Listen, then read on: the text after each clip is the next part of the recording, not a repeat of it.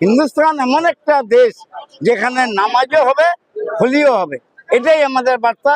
আপনারা দেখছেন, যেটা গণতান্ত্রিক দেশ হিসাবে আমরা সকল ধর্মের সমান অধিকার, সকল ধর্মেই আমরা পালন করি। একে অপরের যে কোনো অনুষ্ঠানে আমরা অংশগ্রহণ করি।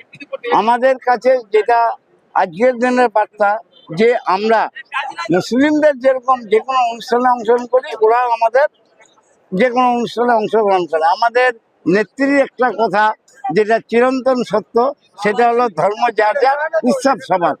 সবচেয়ে বড় ঘটনা সাম্প্রতিক এই যে হোলির ব্যাপার নিয়ে আর জুম্মার নামাজ নিয়ে বিজেপি সরকার থেকে এমন এমন মেসেজ যাচ্ছে, কিন্তু আমরা সেটা মান্যতা দিই না। আমাদের কাছে বড় কথা, হিন্দুস্তান এমন একটা দেশ যেখানে নামাজও হবে, হোলিও হবে। এটাই আমাদের বার্তা। আপনারা দেখছেন, আমরা হিন্দু সম্প্রদায়ের লোক আজকে মুসলিমদের যে এই আপনার ইফতার পার্টি, আমরা সমানভাবে অংশ নিয়েছি এবং আমাদের পূজাতে যেরকম ওরা সমানভাবে অংশ নেয়, এটাই আমরা বার্তা দিতে পারি যে সর্বধর্ম সব জানার মানুষ একসাথে আমাদের এইভাবে আমাদের জীবনযাত্রা যাতে চলতে থাকে।